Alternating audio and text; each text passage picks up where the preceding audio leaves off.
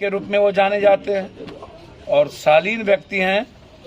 लड़ाई भी होगी, आवाज़ भी उठेगी और हम प्रयास करेंगे कि इसकी स्पीडी ट्रायल हो और जो लोग इन्वॉल्व हो उसको फांसी की सजा। इस परिवार के साथ साथ जब वो परिवार के कभी नहीं हुए चंद्रमा जी, समाज के लिए परिवार को छोड़ दिए, बच्चों को छोड़ दिया। बच्चों की जिम्मेवारी मेरी है और हम उम्मीद करते हैं कि इनके बच्चे जिस रूप में हमसे उम्मीद करेंगे पढ़ाई में और आगे बढ़ने में, तो हम उस रूप से पिता की तरह खड़े हों। ये मैं आपको आश्वस्त करता हूँ। सर एक सवाल है, भूमिका में कौन कौन है? 15 दिन पहले 3 जगह कहीं फोकलैंड जला दिया, कहीं कुछ जला दिया, कहीं कुछ जला दिया। बालू की गोली चली, आड़ा में कई बार गोली चली।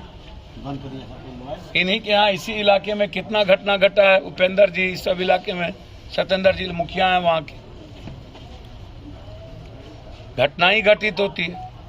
बगल में आपके यहाँ एक बच्ची का के साथ घटना घटी, एक मर्डर हुआ बगल में, अभी रूडली मार दिया गया। अभी है ना, हम गए 10-15 दिन पहले। तो आप अपराध रुकेगा कैसे, ये इम्पोर्टेंट है। तो आप लगे रहिएगा। पूरा थाना और पदाधिकारी शराब बेचवाने में। कितने मर्डर हुए हैं चौक पे? और जब मर्डर हुई थी तो वो क्या यूपीए की सरकार थी? एनडीए की सरकार थी ना, कि नहीं थी? मर्डर सर, सरकार बदली है। हम तो सरकार को कहेंगे, जैसे आप एडीएम को आप सस्पेंड कर देते 48 घंटे की पहले। अब भैया हम देख रहे हैं कि एडीएम मार रहा है बच्चों को, उसमें इंक्वायरी की क्या जरूरत है? पप्पू यादव होता तो हम इंक्वायरी तो करते नहीं। हम तो पहले सस्पेंड करते हैं, सस्पेंड करके उठा के भेज देते, किसी जंगल के जगह टैग कर देते, तब कोई इंक्वायरी की बात आती।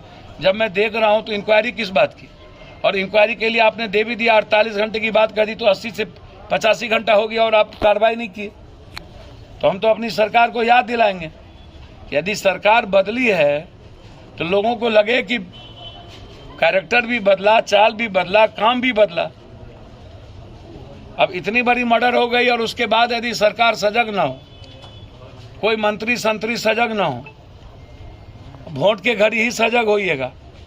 और आप लोगों को लगता है कि वोट तो वैसे ही मरे हरे वैसे ही मिल जाना है, तो हम तो 2 दिन पहले आते। हम तो क्षमा चाहेंगे कि हम बहुत लेट आए।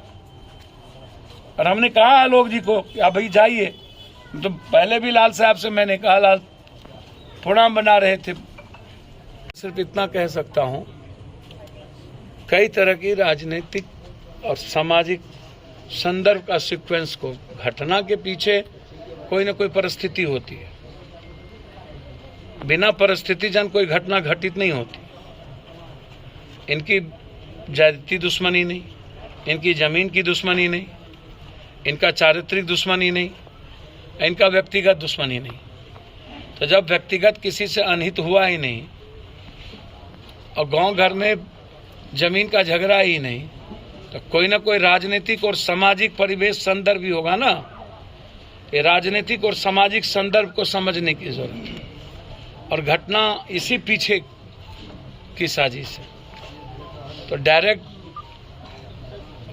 हम सिर्फ इतना कहेंगे कि कोई आप अपराधी को या मारने वाले को पकड़ लीजिए, मरवाने वाले को छोड़ दीजिए। तो इसीलिए हम एसआईटी जांच चाहते हैं। खास तौर पर इस इलाके का जो गरीब गुरबा लोग हैं,